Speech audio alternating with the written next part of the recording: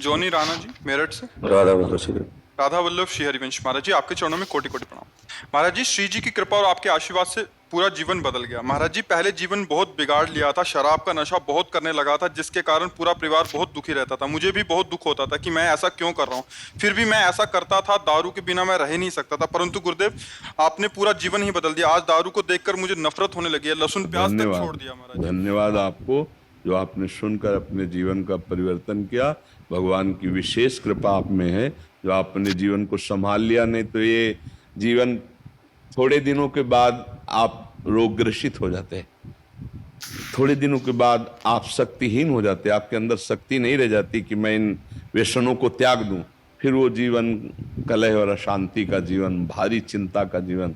इसलिए धन्यवाद है कि आपने अपने जीवन को संभाला, आप कंठी बांध लिए, आप भगवान के निज जनों की गणना में आने लगे। बहुत बढ़िया बात है, आप आगे बढ़िए। और जितना आध्यात्मिक सहयोग है, हम आपको सच्ची कहते हैं, यहाँ ऐसे आशीर्वाद नहीं दिया जाता, लेकिन यहाँ बिना आशीर्वाद के जाओगे नहीं, ये भी बात समझ लेना।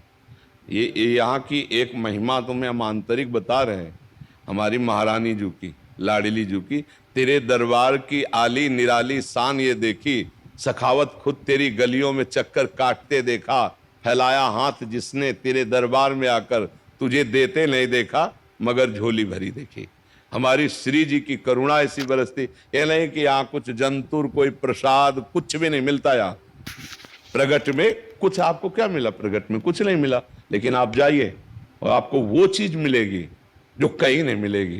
केवल श्री जी के चरणों की कृपा से आपका परिवर्तन होगा, आपको एक आध्यात्मिक उन्नति मिलेगी, आपको एक आनंद मिलेगा, एक दिव्यता मिलेगी। वो श्री जी की कृपा से मिल रही। सबका परिवर्तन होगा।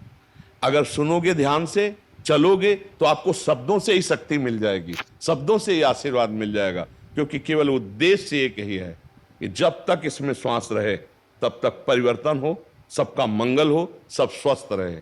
अगर अभी उद्देश्य बदल जाए, अभी एक भी शब्द का प्रभाव नहीं पड़ेगा।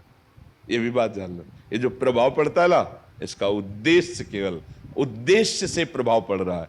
जीवन का जो तप है, जो भजन है, जो साधन है, जो गुरु कृपा है, उसका उद्देश्य बन गया हमारे देश का, हमारे विश्व का मंगल हो, सब जन का परिवर्तन हो। तो वही शब्द जाता है और परिवर्तन कर देता है। और आपको धन्यवाद कि आप उस शब्द को सुनकर उसका आचरण में उतारे। आप गंदे आचरणों को त्यागा, हमारा सहयोग दिया, तो हमारी बात सत्य हुई, हमारा उपदेश देना धन्य हुआ, तो हमारा जीवन धन्य हुआ और आपका भी जीवन धन्य हुआ। आप खूब मस्ती से चलिए। कभी सोचा नहीं था गुरु जी ऐसा भी जीवन आएगा।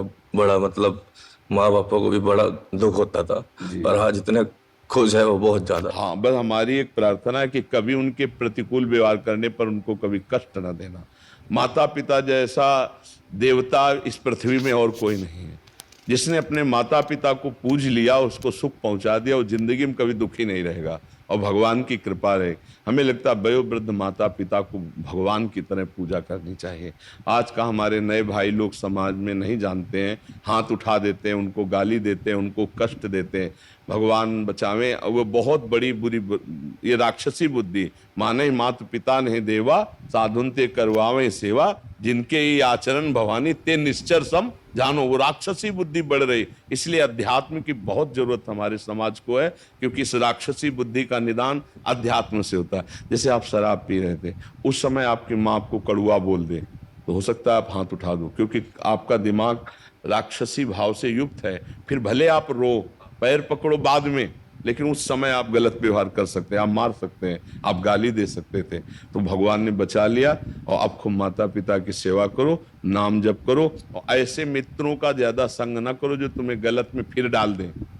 देखो, जहां से हाथ टूट जाता है ना, जुड़ तो जाता है, हाँ, पर वहां कमजोर हो जाता है। तो जैसे ये व्यसन बना रहा, पीछे रहा, वही कह रहे हैं, आगे डर लगता है कि फिर ना चले। हाँ, वही हम आपको कह रहे हैं कि जैसे हाथ टूट जाता है, जुड़ जाता है, तो वह कमजोरी बनी रहती। तो अगर ऐसे मित्र मिलेंगे ना, ये कहाँ यार तुम बाबा जी हो कि अभी बोलते हैं ऐसे ही कि अब क्या इतना बड़ा भगत बन गया, 5वें दिन वहां वृंदावन जाता है। हाँ, ऐसे लोगों से ज्यादा, क्योंकि फिर उनका रंग न चढ़ जाए। नहीं तो कभी ऐसे तुम विक्षिप्त हुए गएंगे, मान लो किसी काम से, अब संसार का खेल है, कभी तुम डिस्टर्ब हुए और मिले कैसे, फिर वहीं पहुंच जाओगे।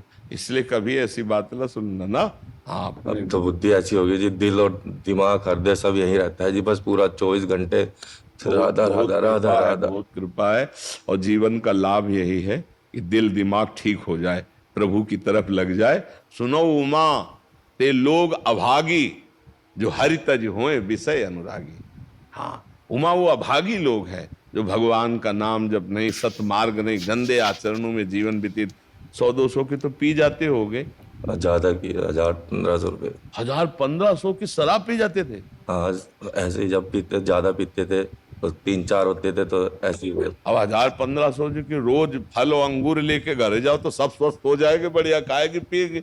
1000-1500 कैसे व्यर्थ जाते थे। अब कभी गंदी बात नहीं। अब ऐसे लोगों का संग, इनको देखना चाहिए कि ये माया के पार्षद हमारे दुश्मन है, जो हमारे सतमार्ग को गिराने वाले हैं। उनसे बाहरी दुश्मनी ना करे, अंदर से देखे कि ये मित्र नहीं है, ये हमारे शत्रु हैं। जो हमें गिरा दें, जो गलत आचरणों में गिरा दे, वो मित्र थोड़ी होता है, वो शत्रु होता है। मित्र का बहाना बनाकर वो शत्रु आता है। तो इसलिए हमको ऐसे मित्रों से बचना चाहिए जो हमें पुनः गंदे मार्ग में लगा दें, है नहीं।